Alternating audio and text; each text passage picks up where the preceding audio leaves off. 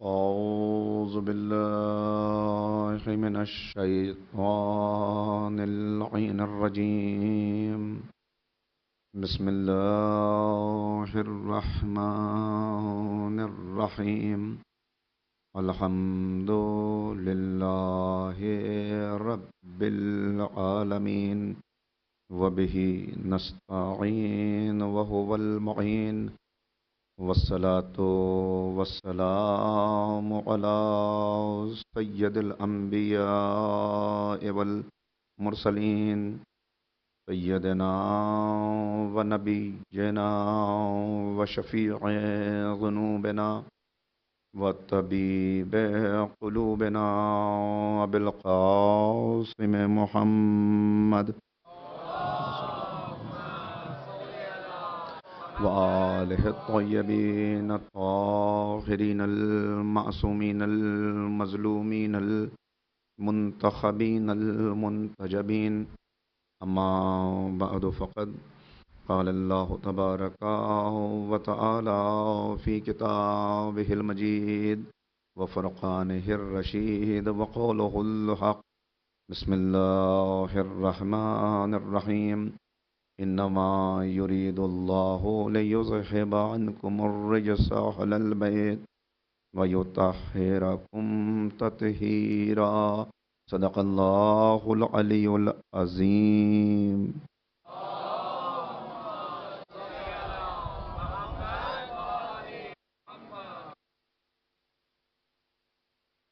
شکر ہے اس معبود پر حق کا کہ جس نے ایک مرتبہ پھر یہ موقع عنایت فرمایا کہ ہم اپنے دین میں غور و فکر کر سکیں. یوں تو مجھے آپ سے ہم کلام ہونے کا شرف حاصل ہوتا ہی رہتا ہے، لیکن ایک عرصہ دراز کے بعد ان ایام میں یعنی یہ عشرہ ربیع الاول خطاب کرنے کی عزت مجھے حاصل ہو رہی ہے. اس سے پہلے جب پرانا امام بارگاہ تھا تو جو آخری عشرہ اس امام بارگاہ کا تھا وہ عشرہ ربیع الاول تھا جو میں نے خطاب کیا تھا. اس کے بعد سے اب یہ موقع میسر آیا کہ ان ایام میں پھر آپ سے خطاب کر رہا ہوں. اللہ رب العزت سے اس دعا کے ساتھ کہ ہماری توفیقات میں اضافہ فرمائے اور میری زبان میں وہ اثر عنایت کر دے کہ جو باتیں میں آپ تک پہنچانا چاہتا ہوں وہ خود مجھ پر اور تمام سننے والوں پر ایک مثبت اثر چھوڑنے میں کامیاب ہو جائیں. مل کے ایک صلوات پڑھیں محمد و آل محمد.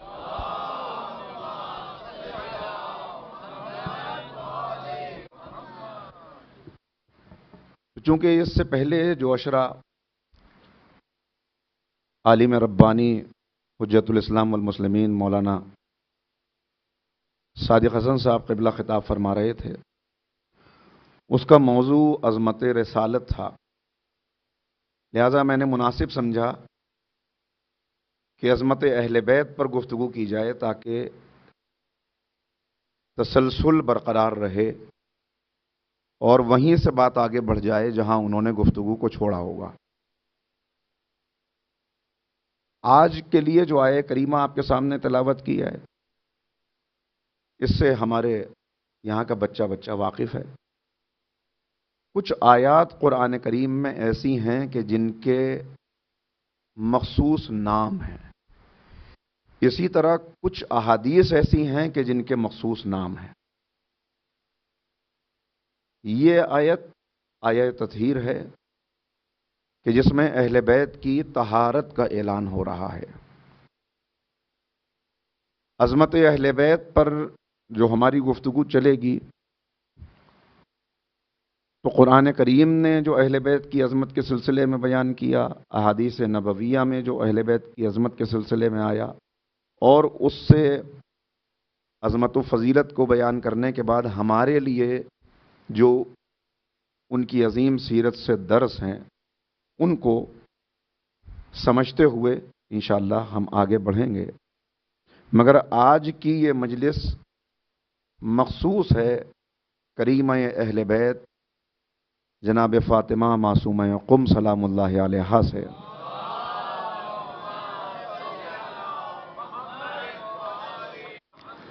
لہذا آج کی گفتگو کا محور شہزادی کی ذات ہی رہے گی۔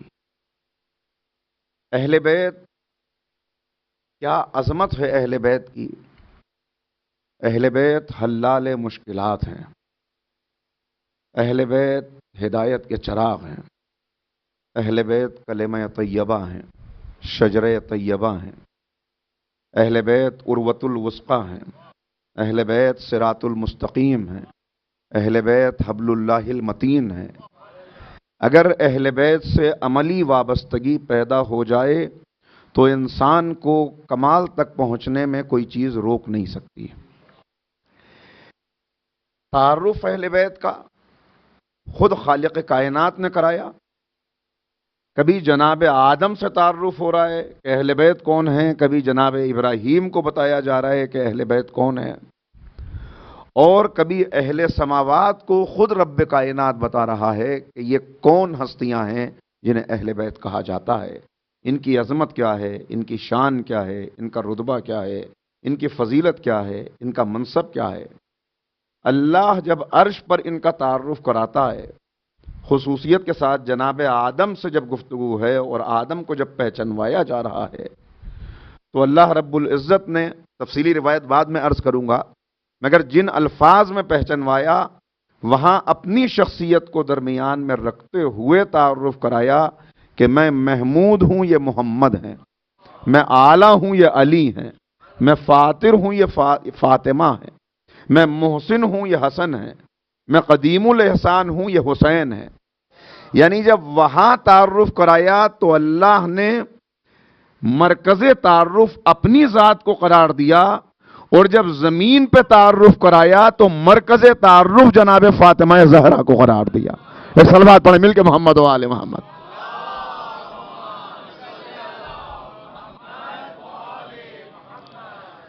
جب وہاں تعارف کرایا تو مرکز تعارف اپنی ذات کو قرار دیا، اور جب یہاں تعارف کرایا تو مرکز تعارف جناب فاطمہ کی ذات کو قرار دے کر گویا یہ پیغام دیا کہ دنیا والے سمجھ لیں اور پہچان لیں کہ نبی کے رشتہ دار اہل بیت نہیں ہیں، فاطمہ کے رشتہ دار اہل بیت ہیں جن کا فاطمہ سے تعلق ہے۔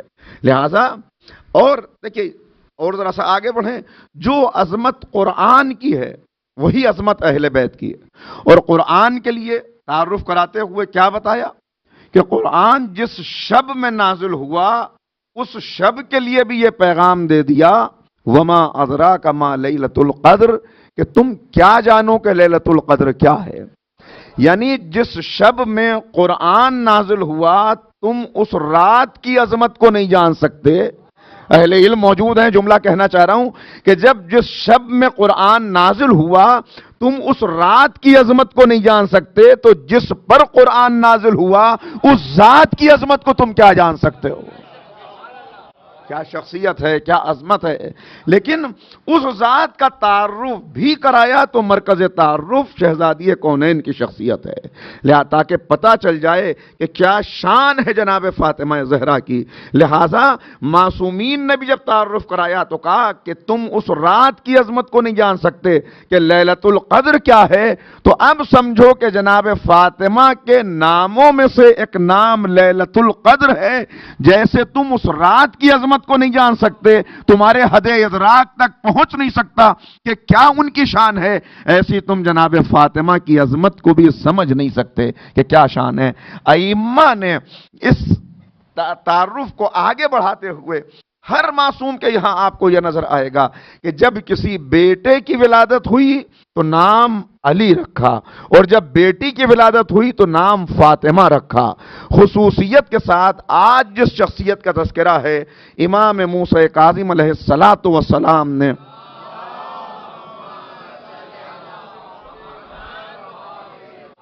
اپنی 18 بیٹیوں میں سے امام نے 4 بیٹیوں کا نام فاطمہ قرار دیا، فاطمہ کبریٰ، فاطمہ صغریٰ، فاطمہ وسطیٰ، فاطمہ اخریٰ۔ ان میں جو فاطمہ کبریٰ ہیں وہ کریمہ اہل بیت بی بی معصومہ قم سلام اللہ علیہا ہیں۔ امام 19 بیٹے ہیں امام کے اور 18 بیٹیاں ہیں، مگر ذرا اس پہ غور کریں، کثیر العیال ہیں 7ویں امام، باب الحوائج امام موسیٰ کاظم علیہ السلام، لیکن ان تمام اولادوں میں، ان تمام بیٹے اور بیٹیوں میں امام علی رضا علیہ السلام کے بعد سب سے عظیم جس ہستی کی عظمت ہے، جس ہستی کا شرف ہے، وہ بی بی معصومہ قم ہے۔ کیا شان ہے اس بی بی کی! مگر میں آپ کی خدمت میں عرض کروں، زیادہ کیونکہ بات کو سمیٹتے ہوئے رکھنا ہے، آج ہی اس گفتگو کو ایک مرحلے تک لانا ہے، لہذا 4 باتیں یا 5 باتیں میں آپ کی خدمت میں عرض کرنے کی کوشش کروں گا۔ ایک مرتبہ مل کے اور صلوات پڑھ لیں، محمد و آل محمد۔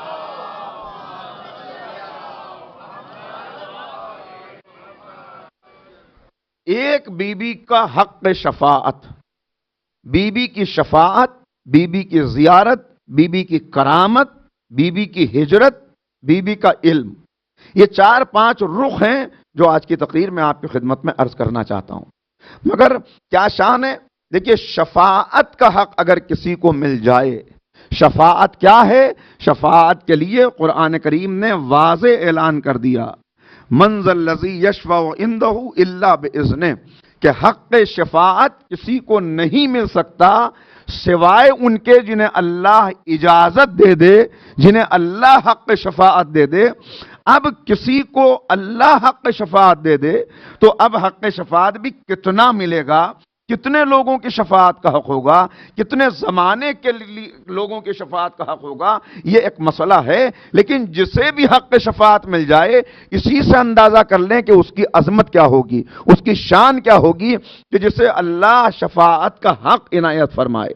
اب سمجھیے کہ بی بی معصومہ کا رتبہ کیا ہے، کہ 28 سال کی مختصر حیات طیبہ، مگر اس 28 سال کی حیات طیبہ میں امام زیارت نامہ جب بی بی کا تعلیم فرما رہے ہیں، دیکھیے امام نے جو معصومین کے زیارت نامے تعلیم فرمائے، اس کے علاوہ جو عصمت کبریٰ پر ہستیاں فائز ہیں، ان کے علاوہ جن ہستیوں کے زیارت نامے معصومین کی زبان سے آئے، اس میں ایک باب الحوائج جناب ابو الفضل العباس ہیں، افضل الشہداء حضرت عباس ہیں کہ جن کا زیارت نامہ امام معصوم نے تعلیم فرمایا، جناب علی اکبر ہیں کہ جن کا زیارت نامہ معصوم نے تعلیم فرمایا، اور تیسری ہستی بی بی معصومہ قم ہیں کہ امام رضا علیہ السلام جن کی زیارت تعلیم فرما رہے ہیں اور ہمیں بتا رہے ہیں کہ دیکھو کیا شان ہے۔ شروع بات ہوتی ہے حمد الہی سے کہ پہلے تسبیح پروردگار سے اپنی زبان کو پاک کر لو، پھر وہ جملے جو زیارت وارثہ میں آئے ہیں، ان زیارت وارثہ کے جملوں کو بیان کرتے ہوئے وہ جملہ جس کی طرف آپ کو متوجہ کرنا ہے کہ کیا حق شفاعت ہے جو اللہ نے اس بی بی کو عطا کیا، اور جس کی گواہی معصوم نے اس زیارت نامے میں دی کہ امام آ کے اس منزل پہ فرماتے ہیں، یا فاطمہ تشفعی لی، اے بی بی فاطمہ ہم دعا کر رہے ہیں، ہم توسل کرتے ہوئے بی بی سے کہہ رہے ہیں کہ اے بی بی جنت کے لیے میری شفاعت کر دیجئے۔ اور کون کہلوا رہا ہے؟ امام معصوم کہلوا رہے ہیں، امام کی زبان سے یہ فقرہ آ رہا ہے۔ اور چھٹے امام مزید اس کو آگے بیان فرماتے ہیں، امام کیا فرما رہے ہیں کہ کیا جانے کوئی اس بی بی کی کیا شان ہوگی کہ جس کے لیے امام معصوم یہ کہیں کہ بی بی معصومہ قم وہ ہیں کہ جو ہمارے شیعوں میں سے شفاعت کریں گی، کتنے کی؟ کہ جو ہمارے تمام شیعوں کو کا حق شفاعت رکھتی ہیں۔ یعنی ایک تو یہ کہ شفاعت اللہ جس کو اجازت دے، جسے اذن دے، جسے اختیار دے، وہ شفاعت کر سکتا ہے، اور پھر اولین و آخرین میں یعنی کتنوں کی شفاعت کا بی بی کا وہ درجہ ہے کہ اگر تمام شیعوں کی شفاعت کر دیں تو اللہ اس شفاعت کو قبول فرما لے گا۔ 28 سال کی مختصر زندگی میں بی بی نے یہ شرف حاصل کر لیا کہ اللہ حق شفاعت دیتا ہوا نظر آتا ہے۔ تو اب سمجھیے کہ اس بی بی کا رتبہ کیا ہوگا، اس بی بی کی قربانیاں کیا ہوں گی، اس بی بی کی شان کیا ہوگی۔ اسی لیے تو معصومین یہ فرماتے ہیں، اور یہ جملے آپ کو کم ملیں گے کہ امام خود فرما رہے ہیں، من زار الفاطمہ فی القم، کہ جو زیارت کرے بی بی فاطمہ کی قم میں، منظار المعصومہ بلکہ یہاں توجہ کیجئے گا، منظار الفاطمہ نہیں کہا جبکہ نام فاطمہ ہے، منظارہ اختی نہیں کہا جبکہ بہن کی بات ہو رہی ہے، منظار المعصومہ بی بی کا نام معصومہ نہیں ہے، مگر امام معصوم جسے معصومہ کہتے ہوئے نظر آئیں اس بی بی کو فاطمہ قم کہتے ہیں۔ ایک صلوات پڑھ دے محمد و آل محمد پر۔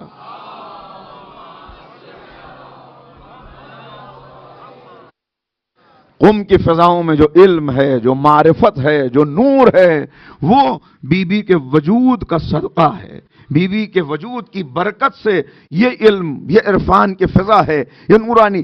قم یوں تو پہلے ہی سے ایک مقدس اور تاریخی شہر کا نام ہے، ایک تاریخی جگہ ہے، جس کے لیے آپ دیکھیں تو معلوم ہوتا ہے کیوں اس کا نام قم رکھا گیا۔ بہت ساری روایات ہیں، میں صرف اشارہ کرتے ہوئے آگے بڑھتا ہوں کہ ایک روایت کہ جناب نوح کا سفینہ جب طوفان میں گھرا تو یہی وہ جگہ تھی جہاں آ کر وہ سفینہ رک گیا، لہذا اس جگہ کو قم کہا جاتا ہے۔ دوسری روایت کہ جب پیغمبر معراج پر تشریف لے جا رہے ہیں تو نبی کریم نے دیکھا کہ اس شہر کی علاقے میں شیطان بیٹھا ہوا ہے، پیغمبر نے کہا قم یا ابلیس، اٹھ جا ابلیس یہاں سے، اس لیے اس کا نام قم پڑا۔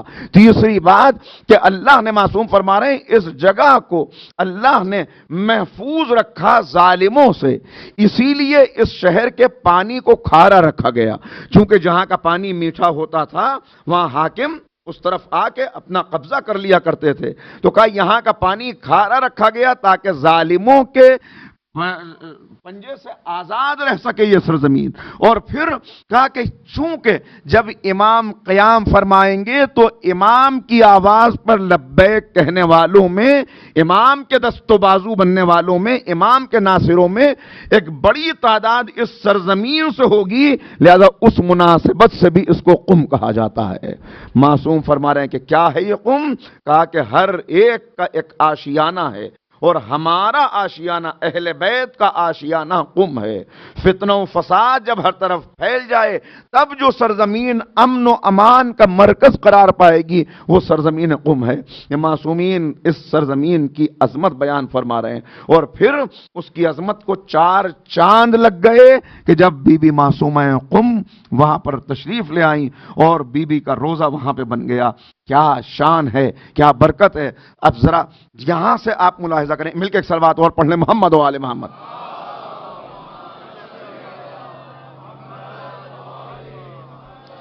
دیکھیں کسی کو بھی کوئی عظمت حاصل ہو تو عظمت حاصل ہوتی ہے علم کی بنا پر، اس لیے کہ جہاں علم ہوگا وہاں خود بخود ساری خوبیاں جمع ہو جاتی ہیں۔ یہ عرض کر چکا ہوں اس سے پہلے بھی، العلم اصل کل خیر، علم تمام خیر، تمام نیکیوں، تمام خوبیوں کی جڑ اور بنیاد ہے۔ جہاں حقیقتاً علم ہوگا وہاں ساری خوبیاں جمع ہو جائیں گی۔ لیکن علم بھی کون سا علم؟ لوگ کہتے ہیں علم روشنی ہے، علم طاقت ہے، مگر ایک جملے سے آپ کو متوجہ کرنا چاہتا ہوں کہ علم طاقت ہے، مگر کب؟ علم طاقت نہیں اس وقت تک جب تک علم عمل میں نہ ڈھل جائے۔ جاننا اور ہے، ماننا اور ہے۔ کسی کو جاننا یہ علم کہلاتا ہے، لیکن جب وہ علم عمل میں آ جائے تب انسان مانتا ہے۔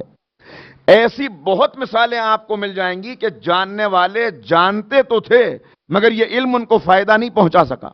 خود قرآن کریم گواہی دے رہا ہے کہ جب پیغمبر تشریف لائے تو پیغمبر کی آمد سے پہلے یہ اہل کتاب نبی کو جانتے تھے، اور کتنا جانتے تھے؟ یعرفونہ کما یعرفون ابناءہم۔ یقیناً یہ آیت آ چکی ہوگی اس لیے کہ عظمت رسالت پہ گفتگو ہوئی ہے تو یہ باتیں آئی ہوں گی کہ ایسے پہچانتے تھے نبی کو جیسے ایک باپ اپنے بیٹے کو پہچانتا ہے، جیسے باپ بیٹوں کو پہچانتا ہے ایسے پہچانتے تھے، لیکن یہ جاننا ان کو فائدہ نہیں پہنچا سکا اس لیے کہ علم تو تھا مگر اس علم پہ عمل نہیں کیا۔ اب علم جہاں ہوگا وہاں ساری خوبیاں ہوں گی۔ بی بی کے القاب میں ایک لقب ہے محدثہ۔ یہ محدثہ خود اس بات کی دلالت کرتا ہے کہ بی بی کا علم کس درجے پر ہے، مگر ابھی 7 سال کا سن ہے اور 7 سال کے سن میں بی بی کا علم کیا ہے؟ کہ ایک شیعوں کی جماعت آئی ہے امام سے سوال کرنے کے لیے، امام موسیٰ کاظم علیہ الصلوۃ والسلام موجود نہیں ہے.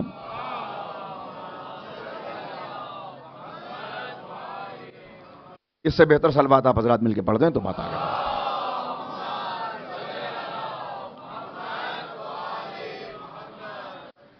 امام سے ملاقات کرنے کے لیے شیعوں کی ایک جماعت آئی ہے. امام شہر سے باہر گئے ہوئے ہیں. یہ کچھ سوالات اپنے ساتھ لے کر آئے تھے.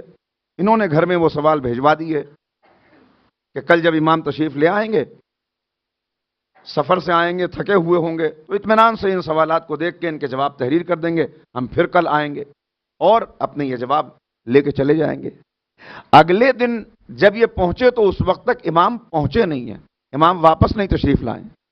تو اب انہوں نے کہا کہ اچھا پھر ہم اپنے شہر واپس چلے جاتے ہیں، پھر کسی موقع پہ آئیں گے تب امام سے وہ سوالات کر لیں گے. یہ رخصت ہونا چاہتے ہیں کہ جو سوالات کا پرچہ انہوں نے دیا تھا وہ گھر سے واپس آیا اور ہر سوال کا جواب لکھا ہوا تھا. انہوں نے پوچھا یہ جواب کس نے لکھا؟ کہا یہ جواب امام کی دختر بی بی معصومہ قم نے لکھا ہے، بی بی فاطمہ نے لکھا ہے. یہ جواب لیے ہوئے یہ واپس پلٹے. راستے میں اتفاقاً امام سے ملاقات ہو گئی. امام شہر میں آ رہے ہیں، یہ باہر جا رہے ہیں. امام سے ملاقات ہو گئی. کہا کہ مولا ہم آپ سے سوال کرنے کے لیے آئے تھے، سوالات یہ تھے، آپ کے گھر میں یہ سوال پیش کر دیے. آپ سے ملاقات نہیں ہو سکی تھی، آپ کی بیٹی نے جوابات دے دیے، مگر آپ بھی ایک نظر ڈال لیں، آپ بھی ایک مرتبہ دیکھ لیں کہ یہ جوابات جو ہم آپ سے لینے کے لیے آئے تھے ہم اس پہ مطمئن ہو جائیں. امام نے ان جوابات کو دیکھا اور اس کے بعد جو جملہ کہا وہ بہت قابل توجہ ہے. امام نے کہا فداہا ابوہا، تیرا باپ تجھ پر قربان ہو جائے. امام معصوم کسی کے لیے کہہ دیں کہ باپ قربان ہو جائے، یہ ہمیں تاریخ معصومین میں دو جگہ نظر آیا. یا رسول اللہ نے اپنی بیٹی کے لیے کہا کہ یہ باپ اپنی بیٹی پہ قربان ہو جائے، یا امام کاظم نے بی بی معصومہ کے لیے کہا کہ یہ باپ اپنی بیٹی پہ قربان ہو جائے. اس درجے کا علم ہے. اور یہ علم میں نے عرض کیا کہ بہت سے القاب بی بی کے، دیکھیے شخصیت جتنی بڑی ہو القاب بھی اتنے زیادہ ہوتے ہیں، نام بھی اتنے زیادہ ہوتے ہیں، صفات بھی اتنی زیادہ ہوتی ہیں، فضائل بھی اتنے زیادہ ہوتے ہیں. بی بی کے ناموں میں سیدہ، محدثہ، طاہرہ، رضیہ، زکیہ، مرضیہ، محدثہ، تقیہ، نقیہ. مگر ان سارے القاب میں محدثہ، یہاں سے عظمت اہل بیت کا بھی ایک رخ آپ کی خدمت میں عرض کرتا ہوا آگے بڑھوں. محدثہ کیوں؟ اس لیے کہ بی بی نے بہت سی احادیث نقل کی، محدثہ ہیں. اپنے جد سے جو روایات نقل کی ہیں اس میں 3 روایات خصوصیت کے ساتھ جو عظمت اہل بیت میں بھی ہمیں آگے چل کے جو باتیں عرض کرنی ہیں اس میں بھی بڑی معاون ثابت ہوں گی، وہ عرض کرتا ہوا آگے بڑھوں. کہ 3 روایات. ایک روایت جسے فواتم کی روایت کہا جاتا ہے، آپ نے سنا ہوگا مگر میں صرف آپ کو متوجہ کر رہا ہوں. دیکھیے ایک وہ روایت ہے جسے امام رضا علیہ الصلوۃ والسلام نے بیان کیا اور جسے حدیث بلند صلوات پڑھ لیں محمد و آل محمد،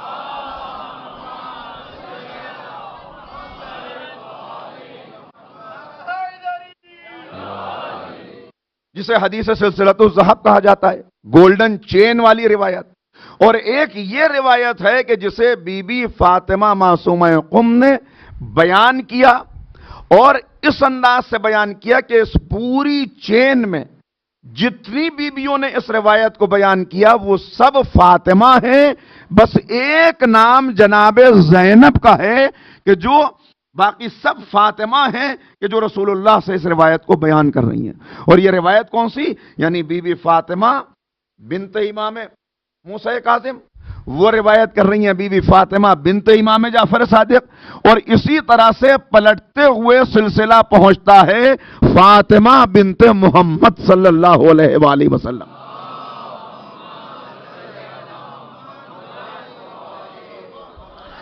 وہاں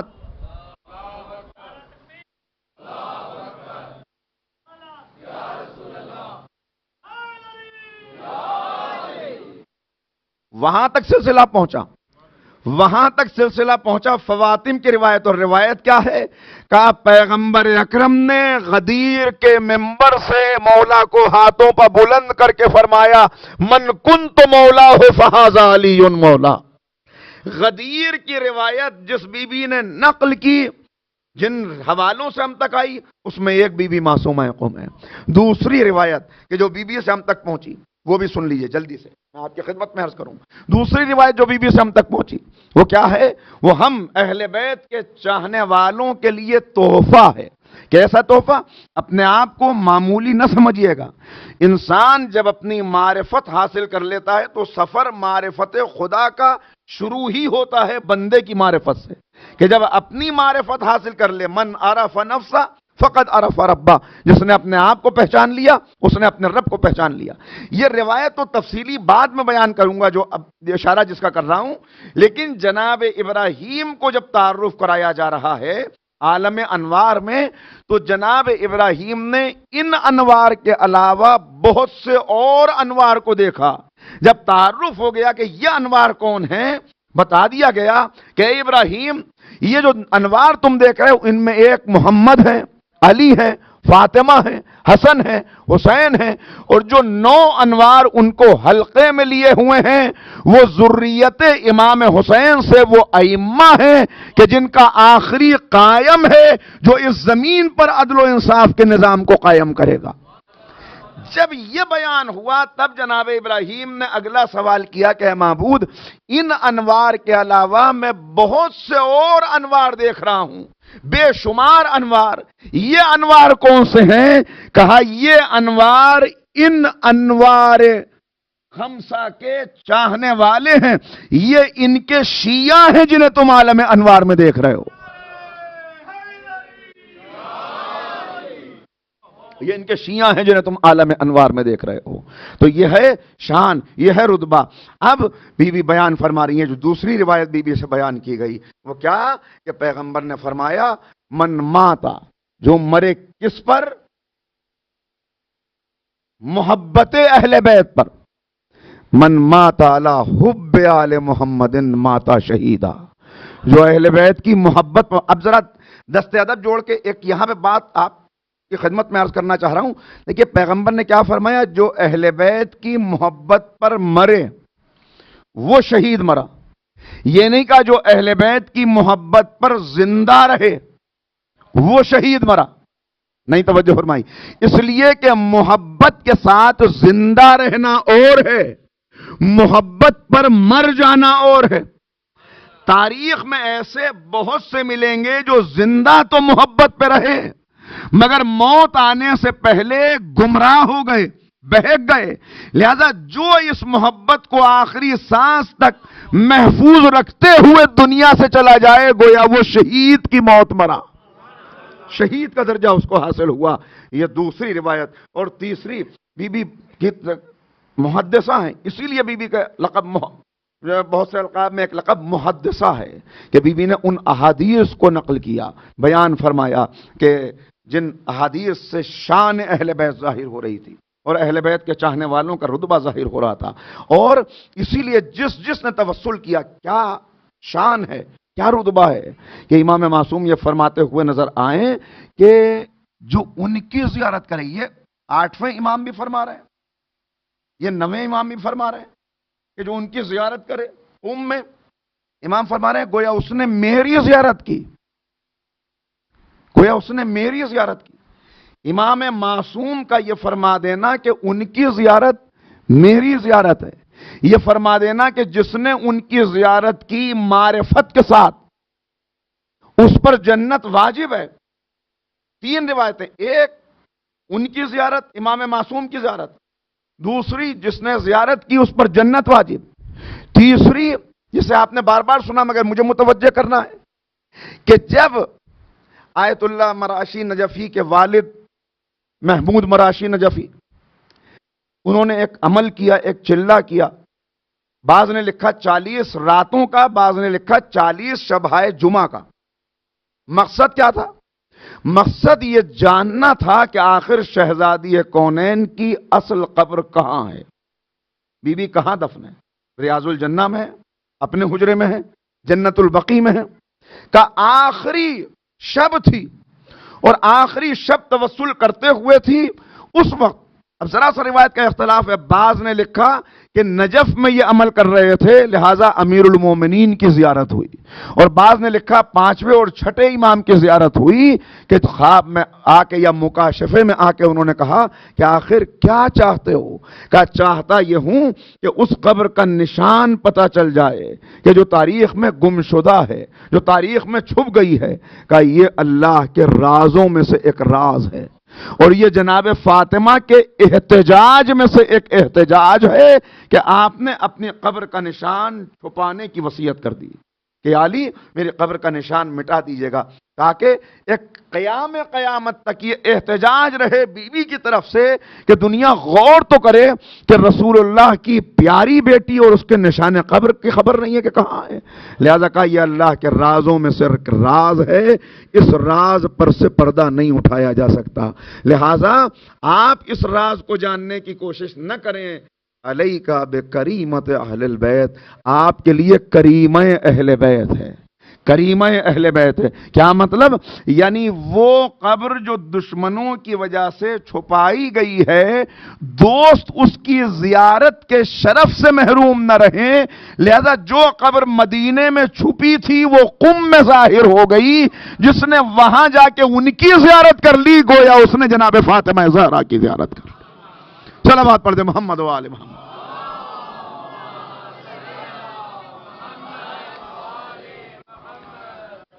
تو جو زیارت کرے جنت واجب، حقاً بمعرفتہا، معرفت رکھتے ہوئے. جو زیارت کرے امام معصوم کی زیارت کی، امام رضا فرما رہے ہیں میری زیارت کی. جو زیارت کرے اس نے جناب فاطمہ زہرا کی زیارت کی. کیا عظمت ہے! 28 سال کے سن میں کیا شرف ہے جو بی بی نے حاصل کر لیا. اور اسی لیے میں نے عرض کیا کہ علم تقسیم ہو رہا ہے، علم کی روشنی پھیل رہی ہے. کتنے علماء کے واقعات آپ کو ملیں گے کہ انہوں نے بی بی سے توسل کیا. دیکھیے وہ بی بی ہے جو جسم کو شفا بھی دے رہی ہے، روح کو غذا بھی دے رہی ہے، نفس کو پاکیزگی بھی دے رہی ہے، اور ذہن و قلب کو علم بھی دے رہی ہے. جو جس نیت سے، جس مقصد سے بی بی کی طرف معرفت کے ساتھ بڑھ رہا ہے، پھر بی بی کی طرف سے عطا ہو رہا ہے.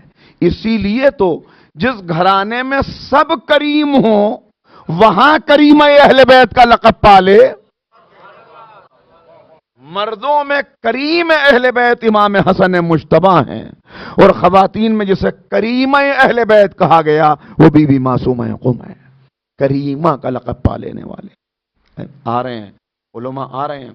اور اب جس انداز سے آ رہے ہیں، میں نے عرض کیا یہ واقعے کو مکمل کر دوں کہ اب جب یہ پیغام ائمہ کی طرف سے ملا کہ جاؤ قم میں جو قبر ہے وہ تجلی گاہ فاطمہ زہرا ہے، جو یہاں گم ہوئی تھی وہ وہاں ظاہر ہوئی، لہذا وہاں جا کے توسل کرو. تو اب یہاں سے ہجرت اختیار کی، قم پہنچے، اور اب آیت اللہ مرشی نجفی نے پوری زندگی گزار دی اس انداز میں کہ 40 سال بی بی کی قبر کا پہلا زائر اگر کوئی ہوتا تھا تو وہ آیت اللہ مراشی نجفی ہوتے تھے. لوگوں کو خبر بھی نہیں ہے کہ کون ہے. سخت موسم ہے، برف باری ہو رہی ہے، اور اس میں کوئی زائر روزے کے دروازے کھلنے سے پہلے موجود ہے. اب جو دیکھا کہ کون ہے تب پتا چلا کہ سب سے پہلے آنے والا زائر 40 سال تک بلا ناغا جس نے اس طرح زیارت کی، وہ وہاں سے شرف نہ ملے گا، وہاں سے علم نہ ملے گا تو پھر کہاں سے ملے گا. آیت اللہ فاضل لنکرانی حدیث قصہ پر کچھ لکھنا چاہتے ہیں، اور چاہتے ہیں کوئی اور ایسی حقیقت ہو جو مجھ پر کھل جائے. لہذا بی بی سے توسل کیا، اور بی بی سے توسل کرنے کے بعد اب جب لکھنا شروع کیا تو خود ان کے جملے موجود ہیں کہ اگر میں 50 سال بھی آیہ تطہیر پر تحقیق کرتا، وقت لگاتا، تب بھی وہ حقائق منکشف نہ ہوتے جو بی بی سے توسل کی برکت سے مجھے حقائق معلوم ہو گئے. ایسے راز جو پتا چل گئے. ملا صدرہ شیخ عباس قمی علیہ الرحمہ کہہ رہے ہیں کہ ملا صدرہ کا بیان ہے، کتنی بڑی شخصیت تاریخ کی ہے، کہ جب بھی مجھے کسی مسئلے میں کوئی حل سمجھ میں نہیں آتا تھا تب میں توسل کرتا تھا بیوی سے، اور آتا تھا بیوی کی قبر پر اور دامن پھیلا کے کہتا تھا کہ اب یہاں سے میری عقل نے ساتھ دینا چھوڑ دیا، لہذا اب آپ رہنمائی فرمائیں۔ وہ کہا کبھی ایسا نہیں ہوا کہ کسی مسئلے کے لیے وہاں گیا ہوں اور وہ مسئلہ حل نہ ہوا ہو، اس سوال کا جواب نہ ملا ہو۔ تو علماء کی ایک پوری فہرست ہے۔ علامہ طباطبائی، آیت اللہ طباطبائی کیا رتبہ ہے، تفسیر المیزان کے مفسر، ان سے ملنے کے لیے کچھ بڑے شاہی خاندان کے لوگ آنا چاہتے ہیں، پیغام بھیجا کہ ہم آپ سے ملاقات کرنا چاہتے ہیں، لیکن آپ نے ملنے سے صاف انکار کر دیا کہ میں ملاقات نہیں کر سکتا۔ بعد میں شاگردوں نے پوچھا کہ اتنے بڑے شاہی خاندان کے لوگ تھے، وہ آپ سے ملاقات کے لیے آنا چاہتے تھے، آپ نے ملنے سے انکار کیوں کر دیا؟ کہا میں نے ملنے سے اس لیے انکار کر دیا کہ وہ جو مجھ سے ملنے آنا چاہتے تھے ان کی شریعت میں ان کے اعتبار سے قبروں پر حاضری دینا بدعت ہے، گناہ ہے، لہذا وہ مجھ سے ملنے کے لیے آتے مگر مجھ سے مل کے چلے جاتے اور معصومہ کے روزے پہ حاضری نہ دیتے۔ کہا یہ میں نے گوارا نہ کیا کہ کوئی آنے والا آئے اور بی بی کو نظر انداز کر کے مجھ سے ملنے کے لیے آئے۔ کہا ہوگا بادشاہ تو اپنے دربار کا ہوگا، مگر یہاں تو وہ بادشاہ ہے جو یہاں فقیر بن کے آتا ہے، جو یہاں درویش بن کے آتا ہے، لہذا ملنے سے انکار کر دیا۔ علماء بیان فرما رہے ہیں آیت اللہ عراقی ایک ایسے مرض میں مبتلا ہو گئے کہ جس سے شفا نہیں حاصل ہو رہی، ایک سے ایک طبیب سے رجوع کر لیا مگر شفا نہیں حاصل ہوتی، بیوی سے توسل کیا، شفا حاصل ہوئی۔ تو میں نے عرض کیا کہ جو جسموں کو شفا دے رہی ہیں، جو روحوں کو غذا دے رہی ہیں، جو قلوب کو منور فرما رہی ہیں، وہ بی بی کریمہ اہل بیت ہیں، وہ بی بی کریمہ اہل بیت ہیں۔ کیا شان ہے۔ ایک شخص کے متعلق بیان کیا جاتا ہے، اس کا نام ہے ابو الفضل مازندرانی۔ یہ فالج کا اس پر اثر ہو گیا، ہر طبیب کے پاس گیا مگر شفا حاصل نہیں ہوئی۔ آخر میں امام کے در پہ آیا، مولا دنیا کے طبیبوں نے مایوس کر دیا، اب آپ کی بارگاہ میں آیا ہوں، اے امام رؤوف مجھے شفا عنایت فرمائیے، میں آپ سے توسل کر رہا ہوں۔ ہر شب آتا امام کی خدمت میں آ کے گریا کرتا لیکن شفا حاصل نہیں ہو رہی۔ آخر ایک دن آ کے بہت گڑ گڑایا کہ مولا دوسروں کو شفا مل رہی ہے، دوسروں کی مرادیں پوری ہو رہی ہیں اور میں تو آپ کا چاہنے والا ہوں، مولا مجھ کو میری سنوائی نہیں ہو رہی۔ اور پھر یہ کہہ کے واپس پلٹا کہ مولا میں کل پھر آؤں گا، اور پھر دل ہی دل میں یہ خیال کیا کہ امام اپنی بہن سے محبت بہت کرتے ہیں، لہذا اب امام کو بہن کا واسطہ دے کر، اب امام کو بہن کے وسیلے سے امام تک پہنچوں گا، امام میری بات کو ٹالیں گے نہیں۔ کہتا ہے کہ میں سو گیا، خواب میں دیکھا کہ شہزادی تشریف لائیں اور کہتی ہیں کہ قم آؤ میں تم کو شفا دوں گی۔ اس نے خواب ہی میں عرض کی کہ میرے لیے تو آنا ممکن نہیں ہے، میں تو چند قدم چل نہیں سکتا، اور پھر امام کے روزے پر آیا اور امام سے پھر توسل کیا، پھر امام سے گڑ گڑا کے دعا کی، واپس آیا، رات میں پھر وہی پیغام ملا کہ قوم آؤ میں تم کو شفا دوں گی۔ کہتا ہے جب 3 مرتبہ یہی ہوا تب اس نے اپنے عزیزوں سے کہا کسی طرح مجھے قم پہنچا دو۔ قم پہنچا اور بی بی کے روزے پہ حاضری دی۔ پہلا ہی دن تھا حاضری کا کہ ایک مرتبہ اس نے محسوس کیا کہ کوئی کہہ رہا ہے کھڑے ہو جاؤ، کھڑے ہو جاؤ، اب تمہیں شفا مل چکی ہے۔ اس نے کہا میرے لیے اٹھنا ممکن نہیں ہے، کہ تم اٹھنے کی کوشش تو کرو۔ وہ کہتا ہے اب جو میں کھڑا ہوا تو مرض کا کوئی نشان تک باقی نہ تھا۔ صلوات پڑھتے محمد و آل محمد۔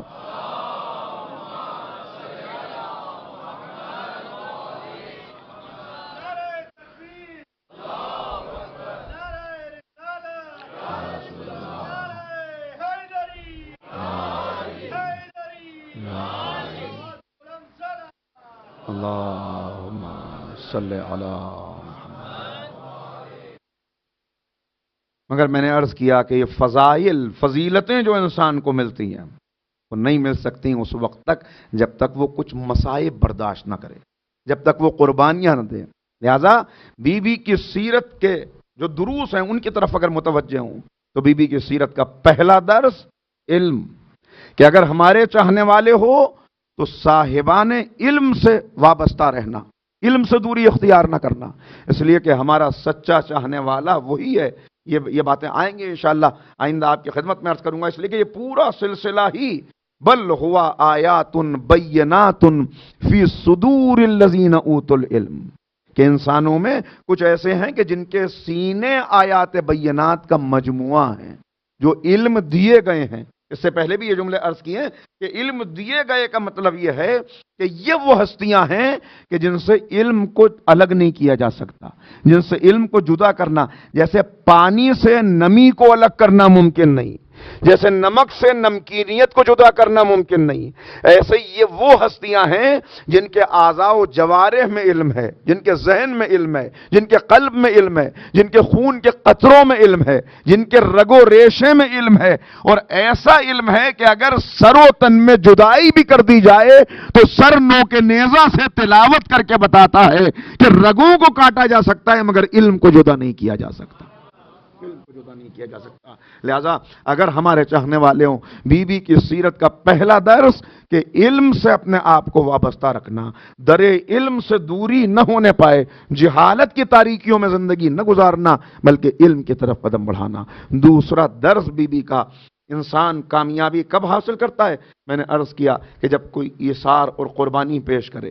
ایثار اور قربانی، قرآن کامیابی کی راہیں بیان کر رہا ہے. الذین آمنوا وہاجروا وجاہدوا فی سبیل اللہ اعظم درجۃ عند اللہ، کہ وہ جو اللہ کی راہ میں اس انداز سے نکلتے ہیں کہ ایمان لاتے ہیں، ہجرت کرتے ہیں، جہاد کرتے ہیں اپنے مال سے اور اپنی جان سے، پھر اللہ کے نزدیک ان کے درجات بہت بلند ہیں. لہذا ایک اہم پیغام بی بی کی سیرت کا وہ ہے ہجرت. اور ہجرت، دیکھیے، ہجرت صرف وطن ترک کر دینا یا وطن چھوڑنا نہیں ہے، بلکہ اللہ کی راہ میں کسی عظیم نصب العین کی خدمت کے لیے ترک وطن کرنا اور عزیزوں سے دوری اختیار کرنا.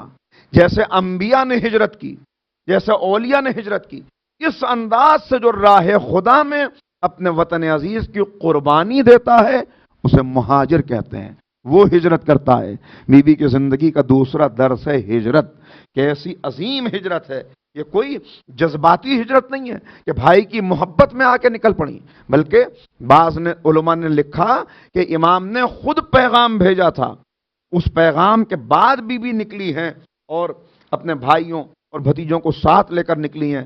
جہاں راستے میں شدید حملہ ہوا ساوا کے مقام پر، جسے ابھی منزل مصائب میں آپ کے سامنے عرض کروں گا. لیکن کا دوسرا درس ہے ہجرت.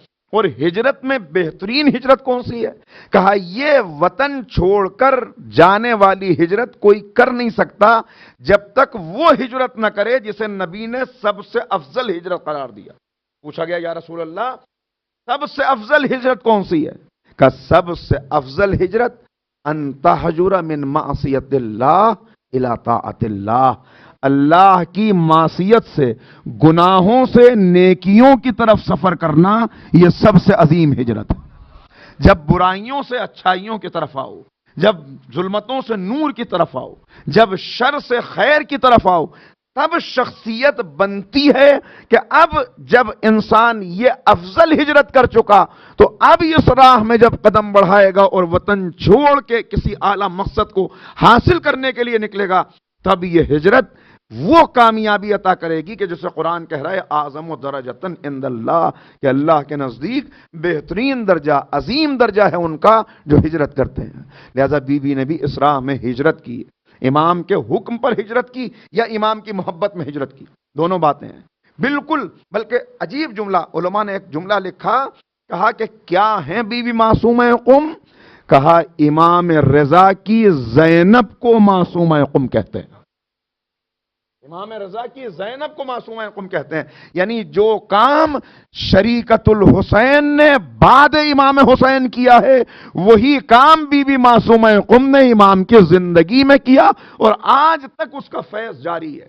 امام کی معرفت کرانا، امام کی معرفت، جس راہ میں ہجرت کی. تو کا دوسرا درج ہے ہجرت، تیسرا درس بی بی کی زندگی کا. آپ متوجہ ہیں؟ گھبرائے تو نہیں ہیں؟ مل کے ایک صلوات ایسی پڑھتے ہیں جس سے مجھے اندازہ ہو جائے.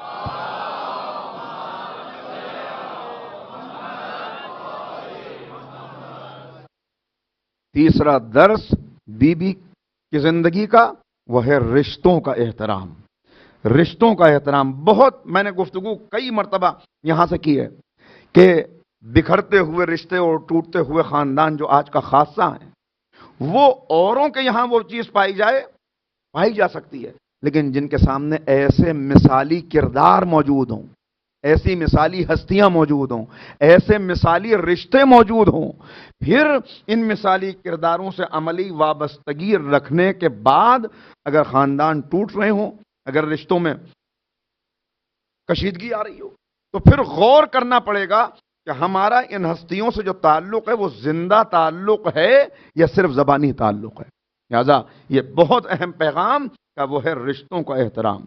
ان رشتوں میں بھائی بہن کا رشتہ. کیا رشتہ ہے بھائی بہن کا رشتہ؟ اگر ذرا غور کر لیں، یعنی بہنیں بھائیوں پر جان چھڑکتی ہیں اور بھائی بھی بہن کے دفاع کے لیے اپنی جان کی بازی لڑا دیتا ہے. ایک ہی صلب سے دونوں کا تعلق ہے، ایک ہی آغوش میں دونوں پلے، ایک ہی چشمہ شیر سے دونوں سیراب ہوئے، ایک ہی آنگن میں دونوں پلے اور بڑھے. محبتیں جو ہوتی ہیں بچپن میں، ان محبتوں کا بیان لفظوں میں نہیں کیا جا سکتا جو بھائی اور بہن کی محبت ہے. مگر پھر زمانہ آگے بڑھتا ہے اور پھر لڑکپن کا زمانہ آتا ہے، جوانی آتی ہے، پھر کچھ خود غرضیاں پیدا ہوتی ہیں، کچھ دوسری خرابیاں آتی ہیں، جس کی وجہ سے وہ رشتے کہ جو ایک دوسرے پر جان دیا کرتے تھے وہ اب ایک دوسرے کے مخالف یا ایک دوسرے سے دوری اختیار کیے ہوئے نظر آتے ہیں. مگر معصومہ کی سیرت کا، بلکہ اس خاندان کی سیرت کا پیغام یہ ہے کہ یہاں رشتوں کو اگر معراج پہ دیکھنا ہے تو اس مثالی گھرانے کی طرف آ جائیے جہاں ہر رشتہ آپ کو معراج پر نظر آئے گا.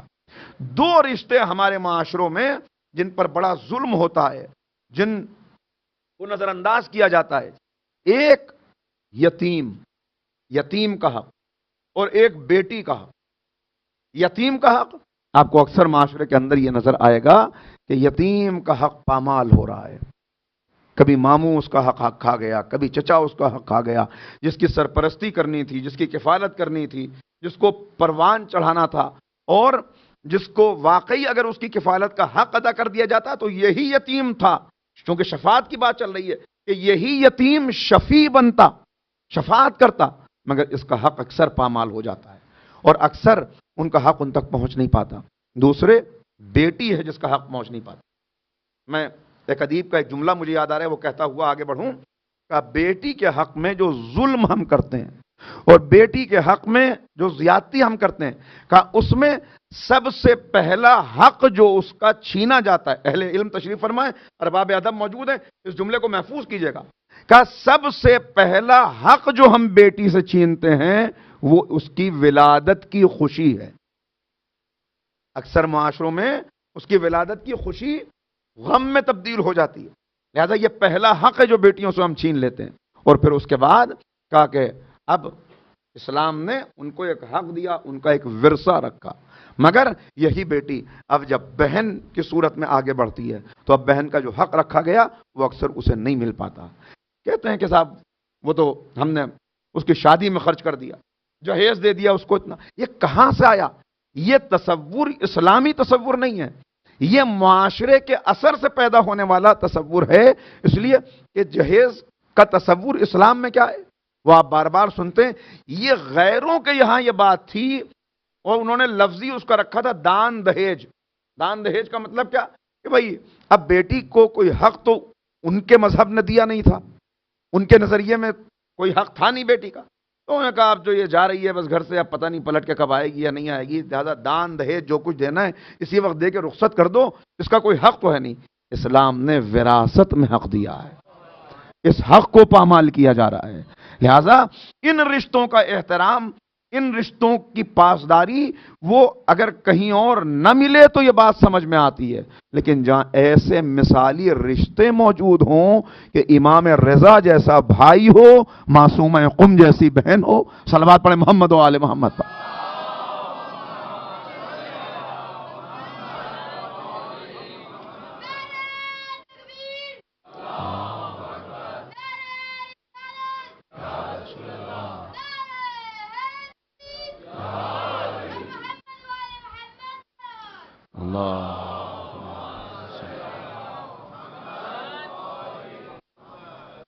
مجھے معاف کیجیے گا، میں بہت تیزی سے آگے بڑھتا چلا گیا چونکہ وقت محدود ہوتا ہے، لہذا میں نے کہا جلدی جلدی یہ باتیں آپ کے سامنے آ جائیں۔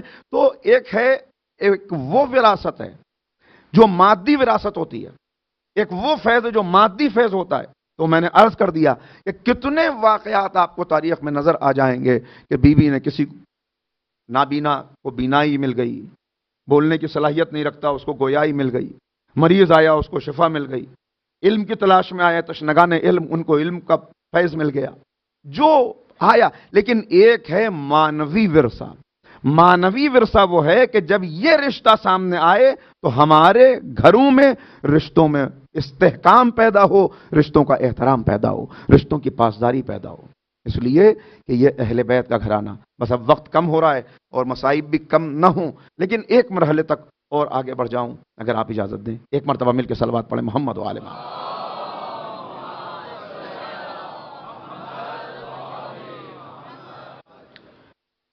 تو یہ عرض کیا کہ علماء کسب فیض کر رہے ہیں، کسب نور کر رہے ہیں، اور 28 سال کے سن میں جو یہ فضیلتیں حاصل ہوئی ہیں اس کے لیے جو مصیبتیں بی بی نے برداشت کی ہیں۔ آپ کی والدہ بی بی نجمہ خاتون، یعنی آپ اور امام رضا، والدہ دونوں کی والدہ ایک ہے، باقی جو بھائی بہن ہیں وہ دوسری ماؤں سے ہیں، اور امام سے 25 سال چھوٹی ہیں۔ 25 سال چھوٹی ہونے کا مطلب یہ ہے کہ صرف بہن ہی نہیں ہے بلکہ بہن بھی وہ جو بیٹی کا بھی درجہ رکھتی ہے۔ امام نے تربیت بھی کی ہے، اور امام سے جو محبت ہے بے پناہ محبت ہے۔ اس گھرانے میں خصوصیت کے ساتھ یہ بھائی بہن کا رشتہ، یہ آپ کو بار بار اس رشتے کی معراج ہے جو اس گھرانے میں نظر آئے گی۔ اس رشتے کی معراج ہے جو ہر رشتے کی معراج جناب فاطمہ زہرا کے یہاں نظر آئے گی، لیکن اللہ نے جناب فاطمہ کو بھائی دے کر واپس لے لیا، لہذا بہترین زوجہ، بہترین بیٹی، بہترین ماں، بہترین مومنہ، لیکن ایک بہترین بہن کیسے ہو، کیسی ہو ایک بہترین بہن؟ یہاں شہزادی کی سیرت میں وہ رخ نظر نہ آتا اگر جناب زینب نہ ہوتی، اسی لیے زینب کو ثانیہ زہرا کہا جاتا ہے کہ اگر اللہ نے جناب فاطمہ کو کوئی بھائی دیا ہوتا تو بھائی کا حق کیسے ادا کرتی ہیں، اگر دیکھنا ہے تو جناب زینب کی سیرت میں دیکھ لو، جناب زینب کی سیرت میں دیکھ لو۔ لہذا ایک رشتہ جس رشتے کی معراج بھائی بہن کے، وہ جناب زینب کے یہاں نظر آئے گی۔ پھر کتنے بھائی ہیں اور کتنی بہنیں ہیں جو آپ کو اس خانوادے میں نظر آئیں گی، اور ہر جگہ بہن کی مظلومیت بھی دیکھیے گا اور بھائی کے فراق میں بہن کا گریہ بھی دیکھیے گا۔ ایک بہن صغرا ہے جسے اکبر کا انتظار رہا، ایک بہن اس گھرانے میں سکینہ ہے۔ کیسی بہن ہے؟ یہ امام زین العابدین سے پوچھئے۔ اور انہی رشتوں میں ایک بہن بھائی کا رشتہ بی بی معصومہ قم اور امام رضا۔ بی بی نکلی ہیں، بعض نے لکھا کہ امام کے حکم پر نکلی، امام کا پیغام پہنچا، بعض نے لکھا کہ بھائی کی محبت میں نکلی، مگر میں نے عرض کیا یہ محبت صرف وہ کوئی جذباتی ہجرت نہیں ہے کہ جو ایموشنز کی وجہ سے ہو گئی، بلکہ ایک عظیم نصب العین ہے، ایک عظیم مقصد ہے جس کے لیے بی بی نکلی ہیں۔ اور بعض علماء لکھتے ہیں کہ بی بی کی شہادت ہوئی ہے، اس لیے اب اس میں بھی الگ الگ روایات ہیں۔ کسی نے لکھا کہ ایک زہر آلود سوئی تھی جو بی بی کے جسم میں چبھا دی گئی، کسی نے لکھا ایک نیزہ تھا کہ جس کی انی زہر آلود تھی، اس نیزے سے اذیت دی گئی، آہستہ آہستہ اس زہر نے اثر کیا اور 17 دن زندہ رہ کے بی بی اس دنیا سے رخصت ہو گئے۔ مگر میں نے عرض کیا اس گھرانے میں بھائی بہن کی محبت، ایک منظر تو آپ کو اس وقت نظر آئے گا کہ جب امام رضا کی خدمت میں دیبل آیا ہے، اہل بیت کا شاعر دیبل، محرم کا چاند نمودار ہوا، دیبل مرثیہ کہہ کے امام کی خدمت میں حاضر ہوا۔ امام نے سوال کیا دیبل کوئی مرثیہ کہہ کے لائے ہو؟ کہا جی مولا اسی لیے حاضر ہوا ہوں۔ کہا دیبل ذرا ٹھہر جاؤ۔ یہ کہہ کے امام نے ایک پردہ آویزاں کرایا، امام نے ایک کرسی لا کے رکھی، کہا دیبل اس کرسی پر بیٹھ جاؤ۔ دیبل نے ہاتھوں کو جوڑا، مولا میں کرسی پہ بیٹھوں اور آپ نیچے بیٹھیں گے؟ کہا دیبل یہ تمہاری عزت نہیں، یہ اس ذکر کی عزت، تم میرے جد کے مرثیہ خواں ہو، تم میرے جد کے شاعر ہو۔ اے دیبل مرثیہ پڑھو۔ پردہ آویزاں کیا گیا، خاندان رسالت کی بیٹیاں آ کے پس پردہ بیٹھ گئیں، دیبل نے مرثیہ پڑھنا شروع کیا، یہاں تک کہ مرثیے کے وہ اشعار سامنے آئے کہ جس میں دیبل نے وہ غم نظم کیا تھا کہ جسے زبان پر لاتے ہوئے دل ٹکڑے ہوتا ہے۔ دیبل کے اشعار تھے جس میں عجیب عجیب کیفیت تھی، لکھا تھا کہ ہائے انقلاب زمانہ کہ شام اور کوفے کی عورتیں اپنے گھروں میں بیٹھی ہوئی تھیں اور علی کی بیٹیاں بازاروں میں ننگے سر پھیلائی جا رہی تھیں۔ یہ مرثیہ بیان کر رہا ہے دیبل۔ بیان کرتے کرتے منزل وہ آئی کہ رسول اللہ کو خطاب کر کے کہا کہ یا رسول اللہ آپ کے باغ پہ خزاں آ گئی، اے بی بی فاطمہ زہرا آپ کا چمن لوٹا گیا۔ یہ بیان کرتے کرتے ایک مرتبہ کہا بی بی آپ کا چمن کیسے لوٹا گیا، کیسے آپ کے گلشن کے پھول بکھر گئے کہ کوئی مدینے میں ہے، کوئی کربلا میں ہے، کوئی کاظمین میں ہے۔ بڑا گریہ ہو رہا تھا کہ ایک مرتبہ امام نے سر اٹھا کے کہا کہ ایک شعر کا اضافہ کر لے کہ کوئی سب سے دور زمین طوس پر ہے۔ شعر پڑھ دیا مگر پھر کہا مولا یہ زمین طوس پہ کون شہید ہے، میں تو اس سے واقف نہیں ہوں۔ امام نے اپنے سینے پہ ہاتھ رکھا، وہ غریب الغربا میں ہوں، وہ غریب الوطن میں ہوں جسے سب سے دور زمین طوس پہ دفن کیا جائے گا۔ ایک مرتبہ دیبل نے یہ شعر پھر پڑھ دیا، کنیز دوڑی ہوئی آئی، دیبل خدا کا واسطہ خاموش ہو جا۔ یہ شعر سن کے امام کی بہن کو غش آ گیا۔ میں ہاتھوں کو جوڑ کے اتنا کہوں گا، اے بی بی آپ نے صرف خبر شہادت سنی تھی، آپ برداشت نہ کر سکی، مگر ہائے زینب جس نے 70 قدم کے فاصلے سے یہ منظر دیکھا، وہ شمر و جالسون لا صدر ہی کہ شمر سینے پر سوار تھا، سید کی زلفوں کو پکڑا ہوا تھا، اور علی کی بیٹی کبھی دائیں طرف گرتی تھی، کبھی بائیں طرف گرتی تھی، کبھی آسمان کو رک کر کے کہتی واہ غربتا، کبھی مدینے کا رک کر کے کہتی نانا، اور کبھی فرات کا رک کر کے کہتی عباس۔ مگر کیا کریں زینب، آزادارو سنیے گا، وہی بہن جو بھائی کی شہادت کی خبر سن کے غش کر گئی تھی، وہ بہن بھائی سے ملاقات کے لیے وطن سے چلی ہے، بھائی بھتیجے ساتھ ہیں، مقام ساوا پر پہنچی، بنی عباس کے لٹیروں نے حملہ کیا، بہت سے لوگوں کو شہید کیا، جس میں 23 بھائی بھتیجے تھے کہ جنہیں شہید کر دیا گیا۔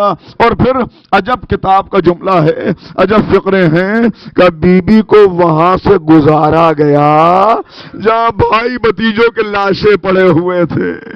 اے بی بی آپ کو وہاں سے گزرنا پڑا جہاں لاشیں پڑے تھے، مگر بی بی ہاتھوں کو جوڑ کے اتنا پوچھوں وہ لاشیں برہنہ تو نہیں تھے؟ اے بی بی وہ لاشیں گھوڑوں کی ٹاپوں سے پامال تو نہیں تھے، سر تن سے جدا تو نہیں تھے، مگر ہائے سید سجاد، ہائے زینب جس نے بھائی کو اس عالم میں دیکھا کہ منہ کے بل سید کا لاشا پڑا ہوا تھا، نہ بدن پہ سر تھا نہ لباس تھا، اور پسلیاں شکستہ تھیں۔ امام سلام کرتے، سلام اس شہید پر جس کی دائیں پسلیاں بائیں جانب تھیں۔ واہ غربت بتا آزادارو، لکھا ہے کہ مقام صفا پر یہ حادثہ پیش آیا، پھر پیغام پہنچا مدد کرنے کے لیے، موسیٰ بن خزرج اپنے قبیلے والوں کو لے کے آیا، مگر جب تک پہنچا تب تک شہادتیں ہو چکی تھی۔ بی بی کی بارگاہ میں عرض کی، بی بی میرے لیے کوئی حکم؟ کہا ہمارے چاہنے والوں کا شہر قم ہے، ہمیں قم پہنچا دو۔ بی بی کو وہاں سے قم لایا گیا۔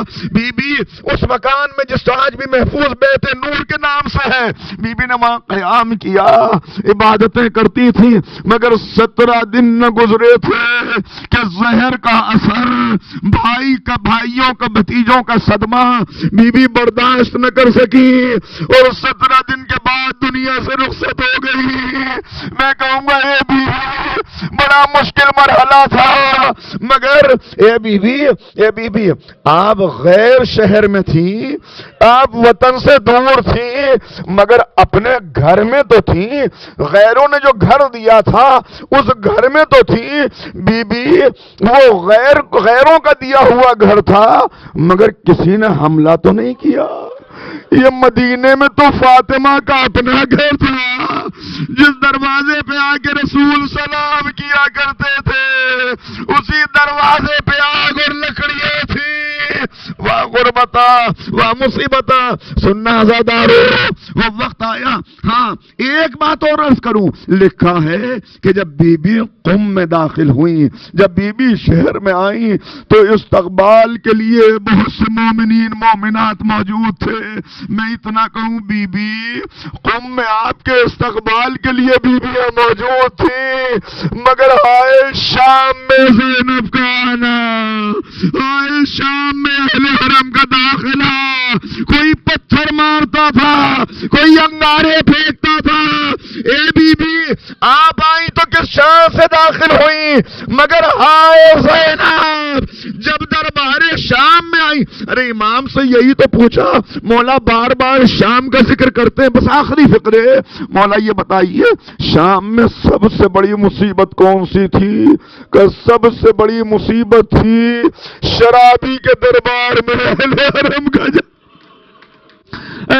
کا جانا۔ بس اس منظر پہ مجلس تمام کر رہا ہوں، سننا آزادارو، لکھا ہے کہ اپنا اس انداز سے داخل ہوئی، اس انداز سے بیبیاں داخل کی گئیں کہ سب بیبیوں کے حلقے میں جناب زینب تھی، بیبیوں نے اپنے حلقے میں لیا ہوا تھا، اور بس یہ منظر دیکھ لو، اور مجلس تمام ہے، بیبیوں نے اپنے حلقے میں لیا ہوا تھا، اور زینب دربار میں یوں داخل ہوئی کہ اپنا پردہ بچانے کے لیے بی بی رکوع کے عالم میں جھک کے چل رہی تھی، بی بی رکوع کے عالم میں جھک کے چل رہی تھی، اور ظالم اپنی کرسیوں سے اٹھ کے دیکھ رہے تھے، پوچھتے تھے یہ بی بی کون ہے جو سب کے حلقے میں ہے؟ جواب دیا جاتا یہ علی کی بیٹی سے